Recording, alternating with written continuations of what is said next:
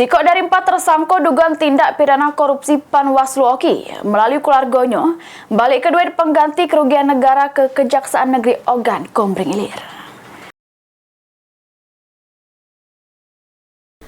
Sikok dari 4 tersangka dugaan tindak pidana korupsi pengelolaan dana hibah Panwaslu Oki tahun 2017 sampai 2018 sudah menyetorkan duit pengganti kerugian negara ke tim penyidik Kejaksaan Negeri Oki senilai 202 juta rupiah, di mana dari hasil perhitungan kerugian negara sebesar 4,7 miliar rupiah, tersangka HI sudah menerima duit senilai 402 juta rupiah, sementara rekan tersangka yakni IH menerima duit sebesar 328 juta rupiah.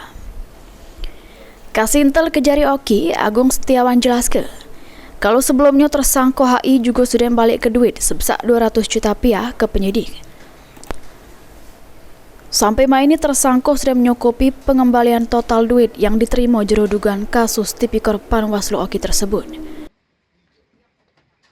Perkembangan dugaan tindak pidana korupsi pada pengelolaan dana hibah Panwaslu Kabupaten Oki tahun 2017 tahun 2018 bahwa tersangka atas nama Hadi Irawan selaku anggota Panwaslu tahun 2018 sampai dengan tahun 2023 telah menyetorkan kembali uang tunai senilai 202 juta rupiah, di mana pada tanggal 14 Januari sebelumnya, tanggal 14 Januari 2025, tersangka telah menyetorkan uang senilai 200 juta rupiah. Sehingga total uang penitipan tersangka atas nama Hadi Irawan sejumlah 402 juta rupiah, yang dimana uang setoran itu dititipkan kepada jaksa penyidik sebagai uang titipan pengganti kerugian keuangan negara.